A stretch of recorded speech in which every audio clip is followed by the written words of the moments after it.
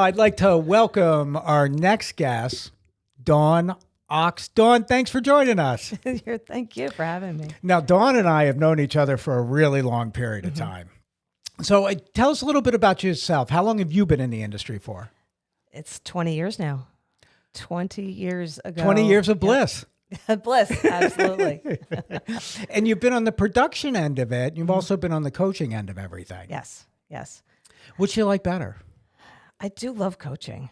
I love coaching and teaching, and I found that passion here at Keller Williams. Okay. Years ago, I was at an office in Metuchen, as you remember. Sure.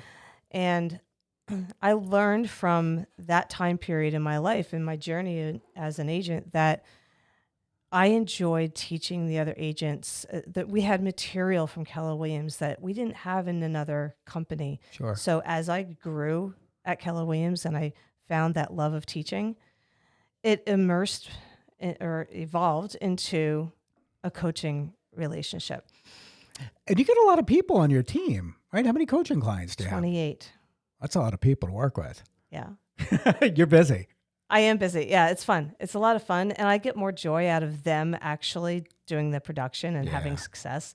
There's nothing more. It's like having children, you know, so you're much more excited when they have a successful transaction, or they go through a challenging transaction and they get on the other side of it. Right. And that's really rewarding. Just watching the learning and the accomplishment associated with doing it. So I have a question for you. So someone wants to be in your coaching group. You know, people succeed, people fail, just a human nature. So what do you think are the attributes that help people become more successful? We say being coachable, right? Yeah. So allowing that coaching relationship to develop, listening to what the coach has to say, or at least as a coach, I am always asking more questions, right? So helping them self-discover certain things, and when they self-discover, they're more apt to doing the activities that they need to do to be successful. Sure. You know?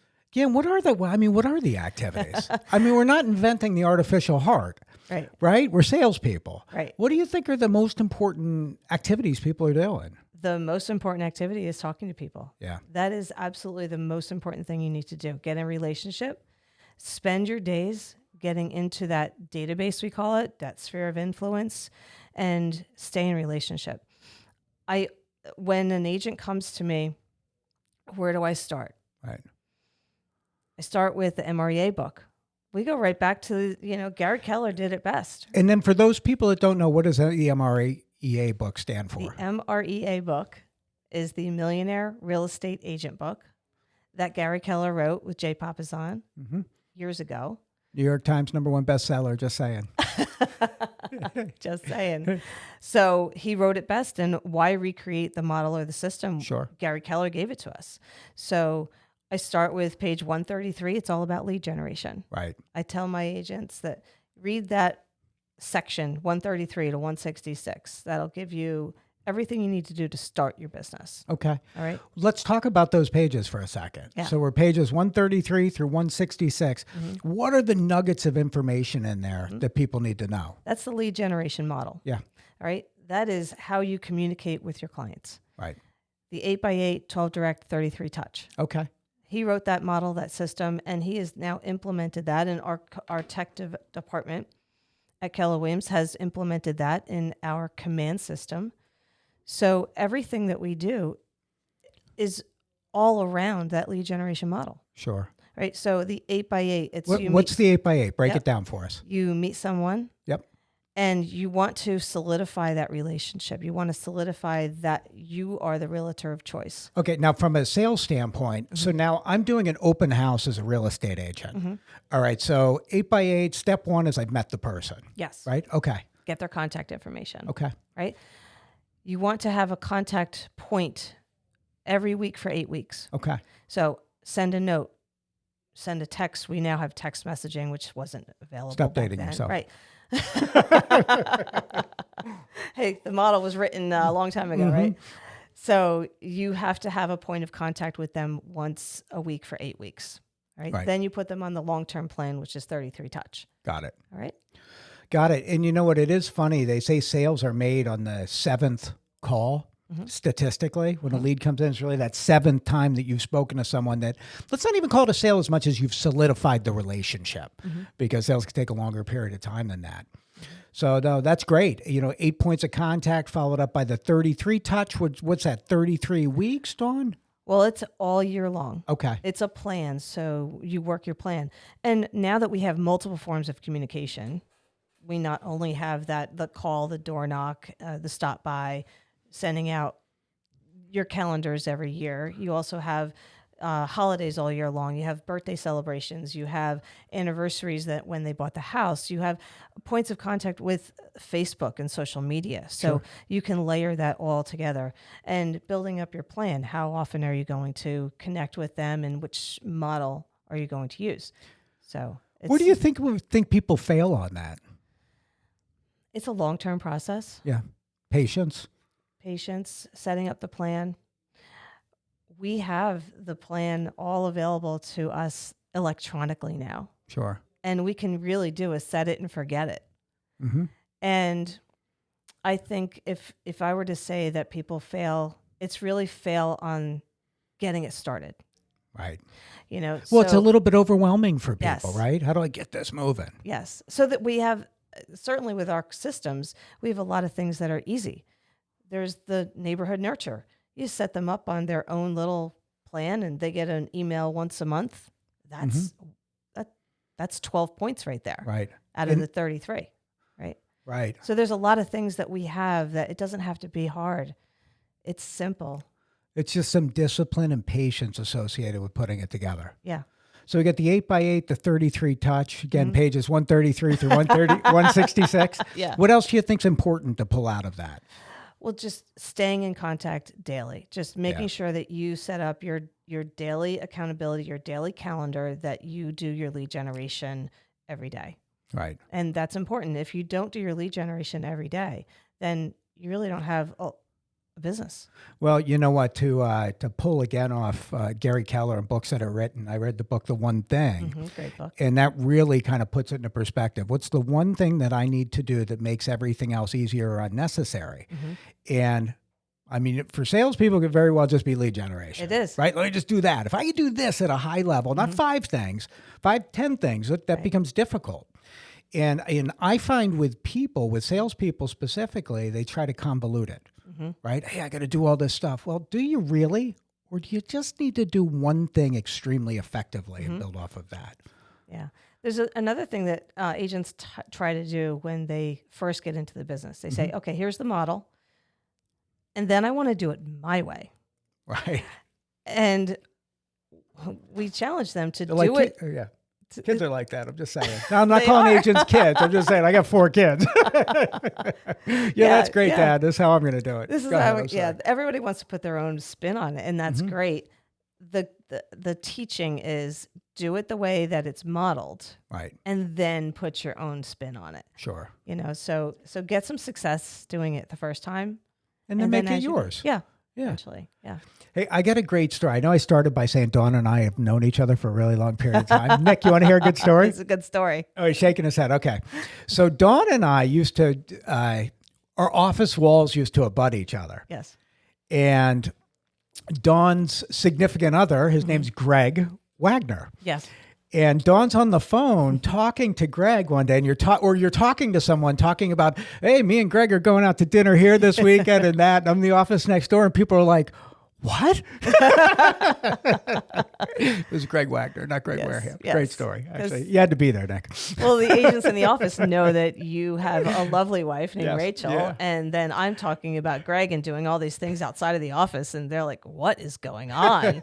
Yes. Yeah. I had one agent ask me, does Rachel know this? That's the wrong Greg. That's funny. Yeah, it's just a common thing. It's just a funny little story that we share. Yeah. Yeah. So what else do you think's important from a coaching standpoint?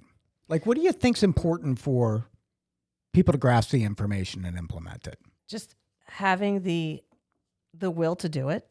Right. They have to want to have success. Success comes in many forms. Success for some people is, I'm going to sell 1 house this year. Right. Success for some other people are, I need to earn $100,000 this year. Right. So as a coach, one of the things that I struggle with, or I shouldn't say struggle with, I intend to meet with each of the agents and understand their goal. It's their goal, Right. right? So when we're talking about helping them get through the challenging times and helping them get over some of overcome their, Trepidation or their themselves. Get out of their own their way. limiting beliefs, Yeah, there you right? go. So to get them over their limiting beliefs, we have to tap into why they are doing this business. Sure. And what does that mean for them and what their goal is. Yeah. So understanding each of the agents is really important when we're working with them in a coaching relationship. Sure.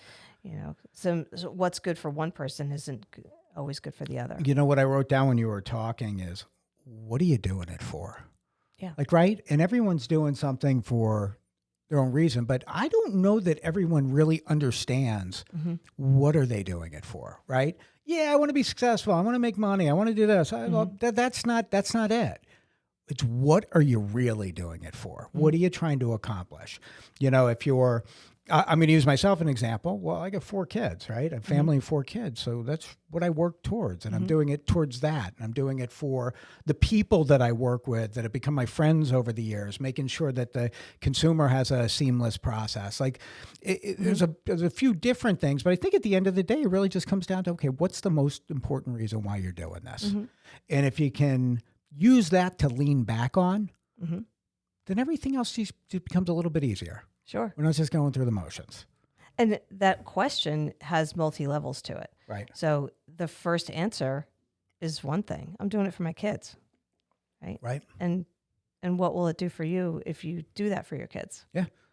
Put them through school. And what does that mean for you? That means that I can put them down on a path of being successful and responsible, self-sufficient human beings that are happy. And what does it mean when you have happy, successful human beings that you've raised? Man, it means everything to me. Bingo. Good job, Dawn. Thanks. You've been practicing. I do this every once in a while. So, Dawn, we know that different people have different personality types. What do you see? How do you identify, what the hot buttons are going to be for people or how you can best coach and work with them? That's a great question. I've been practicing too. And being part of Keller Williams, we've learned the DISC profile, the DISC.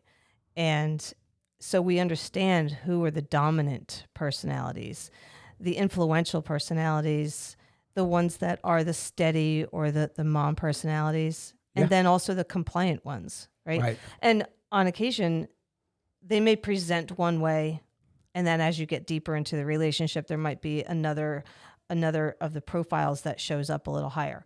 So somebody who might be a C, I'm a high C. Right. And let's talk about, so high C is like analytical, right? Yes. Analytical, into data. Many people know that I do like numbers and we talk about numbers a lot in the office. And so they have things that are organized and prepared. And a lot of people that are a high C individual, I can speak for myself and my son who you worked with. Yeah.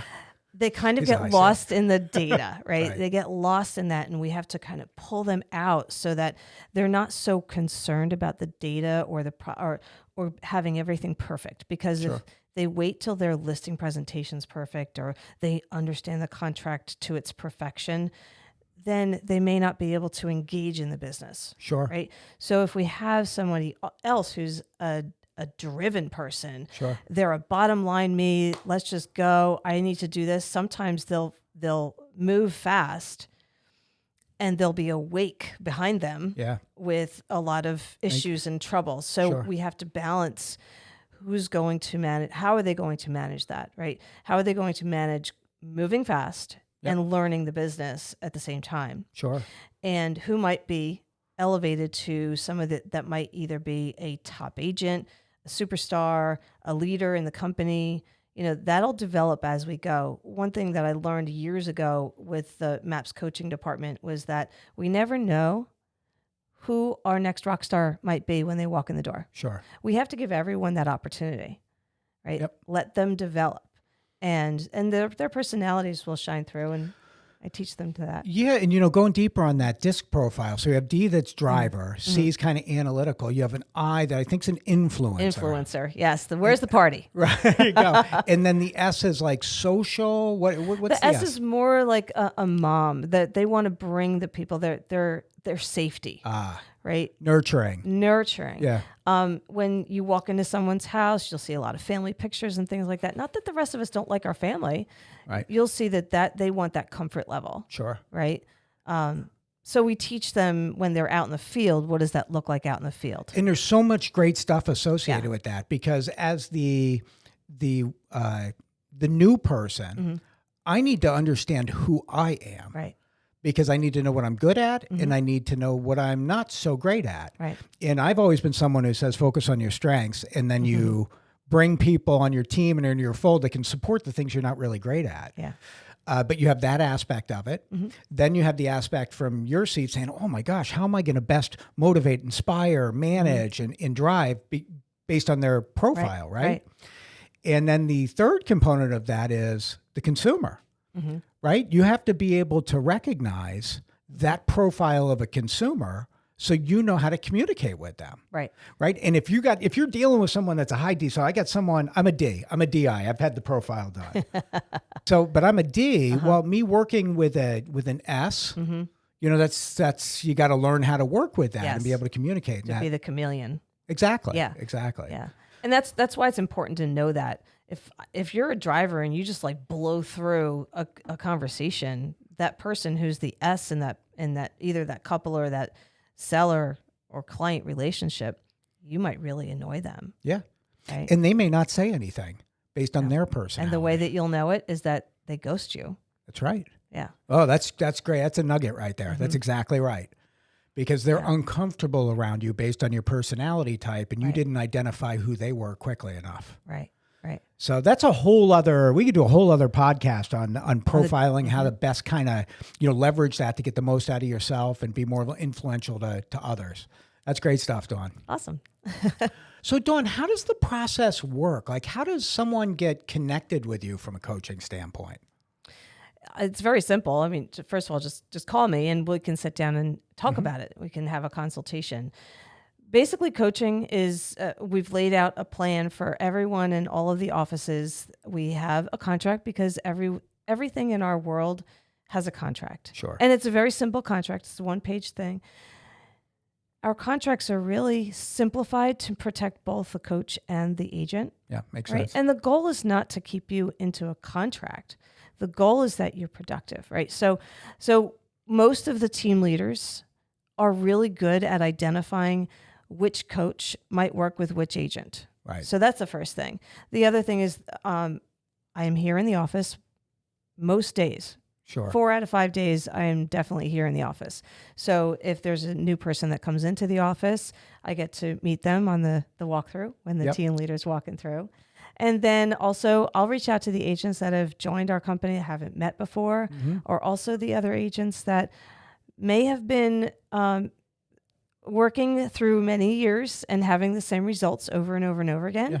And I invite them for a conversation to see if they'd like to break through that ceiling. Yeah, and you know what? That's a great point. So if someone comes into the organization, a lot of people come to Keller Williams, and it fall under Adele's umbrella. So from a management standpoint, people are trying to hook people up with the right personality characteristics when you're new. But in addition to that, it's also, have you hit a ceiling and you're trying to break through it? They call it the ceiling of achievement, right? You just butt up against it and you can't grow anymore. Right. We also call that E to P in our 6 personal perspectives. Entrepreneurial to purposeful. Yes. Yes. So, and when you see someone making the same GCI or the same amount of houses that they sell year after year after year, they may have hit that ceiling. Right. Right. So in order to crush through that ceiling, they have to change something. And one of those things is coaching. And the productivity coaching relationship was built because it's a commission-based contract. Yeah. It's a commission-based contract. It's not monthly fees. So that's different. That's the big difference between having a productivity coach inside the office and paying a coach. Let's say if you hired a MAPS coach, That right? makes sense. Yeah. MAPS is a monthly fee. So MAPS realized years ago it would be beneficial to have somebody right in the market center that could coach agents. They could utilize the systems and models that were applied through the MAPS division. Sure. And it would be a seamless transition from a productivity coach into the MAPS breakthrough coaching and then also the mastery coaching later on. Yeah, and the good thing is you have options, right? You Yes. can work with someone locally where it's commission based, right? You got to sell something to make something, or you can hire someone that you're going to be a coach, therapist for for someone on a weekly, monthly basis. Right. I wanted to back up a little bit because you had used the expression E to P, and that's entrepreneurial to purposeful. I love this nugget because it's so valid for people. So, people come into this industry, come into any sales industry, mortgage industry, come into real estate, and a lot of people are just entrepreneurial by nature. They don't really want to report to anybody. They want to go, and they want to build, which is great. That can give you immediate success. But then what happens is you do hit that ceiling of achievement. How do I do more than that? And it's really looking at the actions and saying, hey, let me recognize who I am. Let I recognize what I'm doing. And how am I going to be more purposeful in what I'm doing on a day-to-day, hour-to-hour basis, right? Kind of Pareto principle-ish, right? That 80-20 rule. What am I going to focus on that's really going to give me the majority of my success? We're just going to go right through the One Thing book, aren't we? I love that book. Isn't that a great I book? really do. And I'm not a big reader. So I don't read that many books, but that was a book that, I'm kind of simple. When I read it, I was like, one thing? What's the I one could focus thing? on that. Yeah, what's the one thing that you focus on? And I think it's a tremendous book, and I would highly encourage other people to read it. Yes, and both the 80-20 and the E to P are in there, as well as a few other nuggets. Yeah, and I think people have a good idea as to that 80-20 rule. I mean, it's essentially saying that 80% of your production comes from 20% of your effort. And what happens to people is they stay in, this 80% realm where 80% of their time is only generating 20% of the output. And, having coaching, having third-party intervention can really help explain that to people to get clarity, right? Because we're all in our little bubbles in our world. You think you're working. You think I'm working. Well, yeah, but are you working on the right things? Are you doing it the right way? Do you have the right vision? Do you have the right focus? Are you doing the right activities? So I could keep talking, so I'm going to be quiet. Well, there's only five activities that should show up in your workday every Give 'em day to me. for a realtor. What are they? Lead gen, Yep. lead generation, Mm-hmm. lead follow-up, Okay. appointments, Appointment. negotiations, Okay. and script practice and role play. Boom. That's it. That's it. That's all you need to do. You do Focus on those 5 things. You do those things effectively day in and day out. You're going to do exceptional in the industry, Exactly. right? Fantastic. That's all it Dawn. is. It's simple. It is simple. I think as humans, we have a tendency to complicate it. We do. Right? Yes. Yeah, we do complicate things. Goes back to when we have the new agents and they want to take the model and recreate the wheel. Don't recreate the wheel. It's simple. Right. Follow it and go. Yeah. Awesome. So, Dawn, if someone had any questions for you about coaching or anything like that, what's the best way to get in touch with you? Well, my phone number is 908-672-5946. Fantastic. And it's Dawn Ox. At kw.com. There you go. I'm here at the Ocean Living office, and I have coaching clients in all of Adele's offices. So it's a pleasure, and I'm very grateful that I have the opportunity to work with everybody in all the offices. That's great. And those that don't know, Adele is the broker owner of a lot of offices. About 1,500 people roll up through Adele's offices. So, Dawn, thank you so much for taking the time. I know you're really busy. It was great catching up with you. Yeah, this has been fun. Thank you. Great. Thanks, Dawn. We'll see you soon. Thank you for tuning in to this week's edition of Your Mortgage Process, hosted by Greg Wareham, produced by Greg Wareham and Nick Pavis at The Social Rift, and executively produced by The Social Rift. Thank you again for tuning in, and we look forward to catching up with you next week.